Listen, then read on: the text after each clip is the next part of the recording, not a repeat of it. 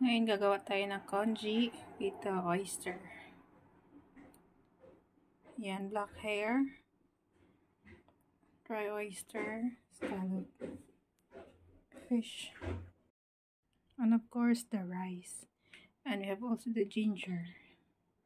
So, ayan yung mga kailangan natin for the congee. Guys, start na tayo magluto. Maglagay tayo ng oil kasi isusote natin yung mga ingredients.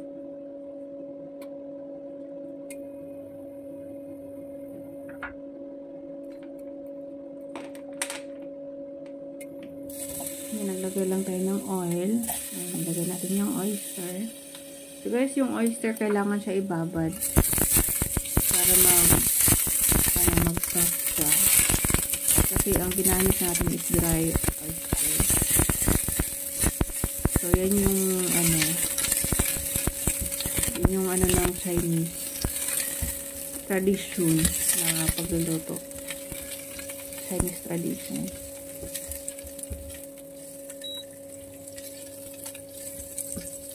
So, ayan.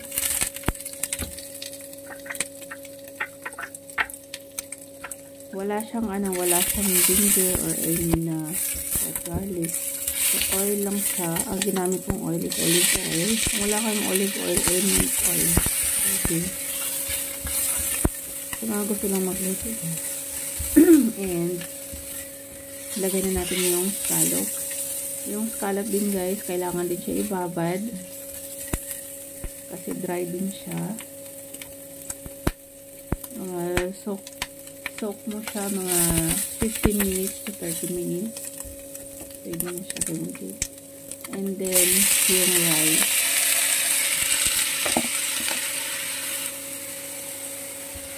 Ayan, mitos lang guys. Ayan, naalala ko na yung word na paghaluin. Mitos lang.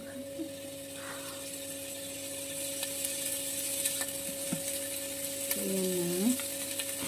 After magmikos-mekos, ilagay natin yung maglagay tayo ng water. Yung ginamit kong water dyan yung mga pinagbabaran ko ng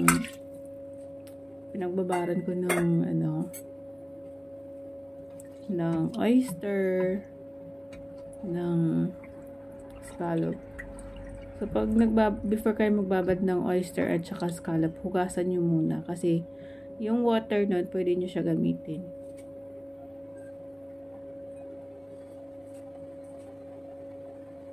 So, dapat madaming tubig.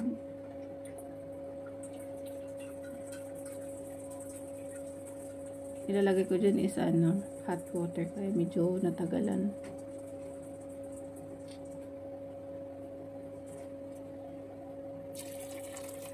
Ito yung second day ng Chinese New Year.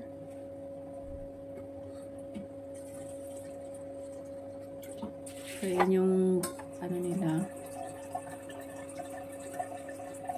kinakain pag second day. May kasama siyang mga cake. Yung radish cake. Ano ba yung taro cake. O yung tinatawag yung tikoy. Ganyan. Pag kumakain sila, may kasamang ganun. Pag kumakain sila ng congee.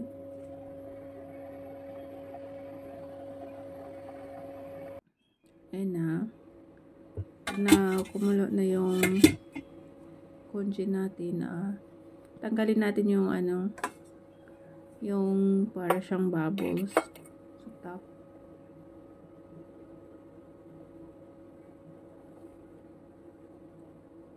Ano bang tawag dyan? Scum. Or, yun nga. Kailangan siya tanggalin.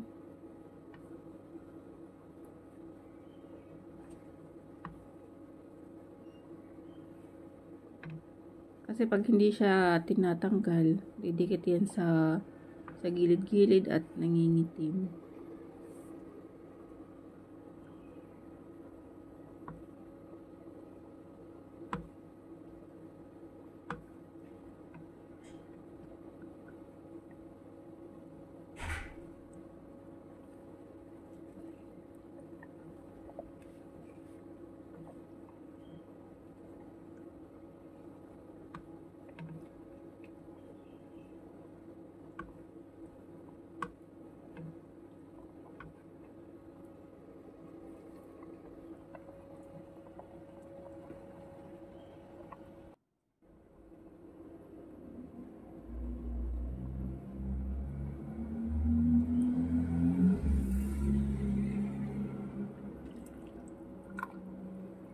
Ayan, pakuloyin lang siya. Tapos, ano, kung kulang pa rin yung water, dagdagan nyo lang, guys.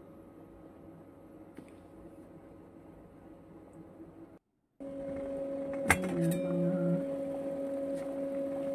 mga 30 minutes. Pero nagdagdag ulit ako dyan ng water kasi medyo ano na siya. Medyo kunti na lang yung water.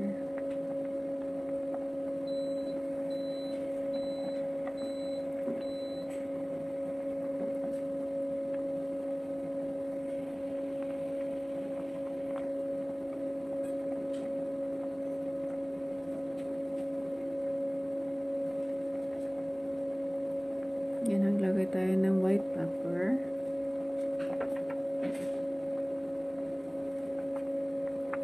And ilagay na natin yung minced fish. Dumikit pa yung fish. Grabe guys, sobrang sarap nito. Try nyo.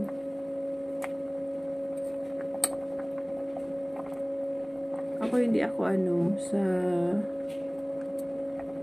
congee or yung sa lugaw. Hindi ako masyadong kumakain, pero ito dami yung kain ko nito kasi nga ano siya, isda, may isda, may oyster, parang seafood siya. Wala lang siyang ano, wala lang siyang shrimp.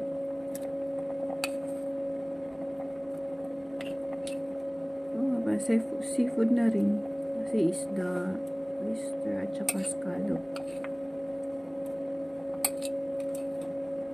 Tsaka ano, lalagyan natin mamaya ng ano, seaweed, dry seaweed, or tinatawag nila ditong black hair.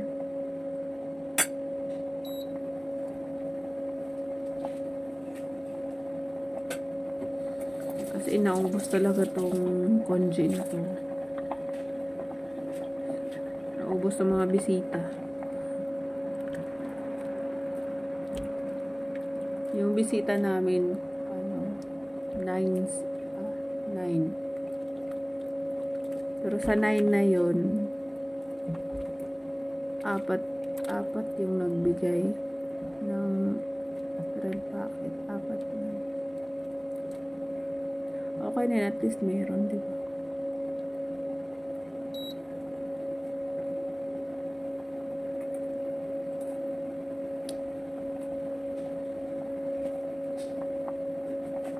Grabe, sobrang pagod sa ano, sa Chinese New Year kasi ano, nagluto ako ng 9 dish, pero hindi lahat ng dish na yun is nare-record ko kasi sobrang hassle na, mamadali na yung preparation, tapos mag-ano pa ng video. Ay, grabe, sobrang ano. Kaya yung ibang niluluto ko, hindi ko na nare-record.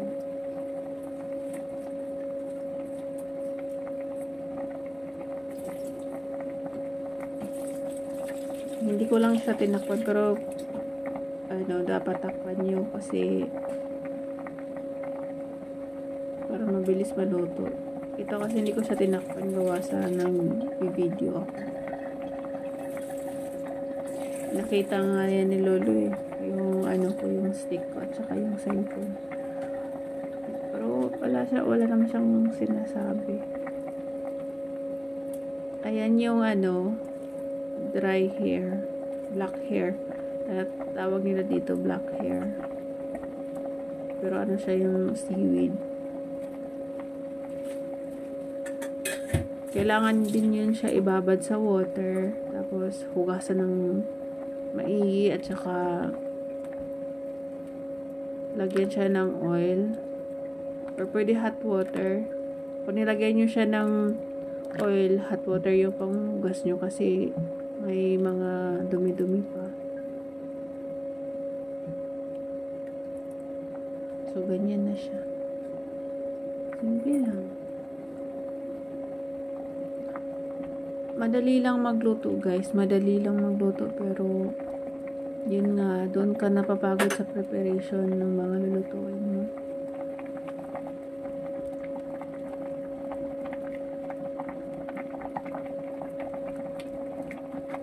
So, ayan na yung ginawa ko sa sa fish.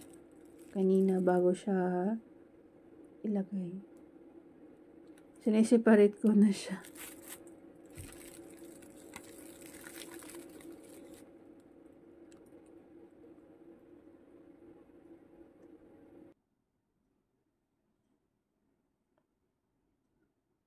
So, ayan din yung nakababad kanina na dry hair. Seaweed siya, guys. Ganyan na yung tsura. So, ayan na. Malapit na siya maluto.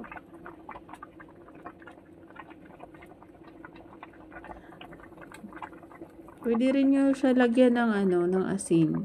Depende sa inyo. Depende sa panlasa nyo. Pero ako dito naglagay ako ng asin. And medyo luto na yung natin. Pwede na siya kainin.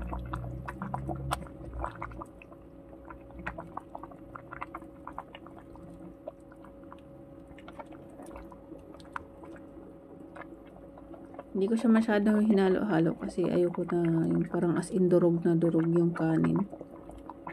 Tsaka yung nilagay natin na oyster, scallop, tsaka yung fish. Ayan na, guys.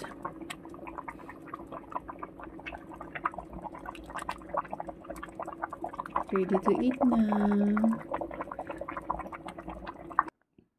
And thank you for watching. Bye.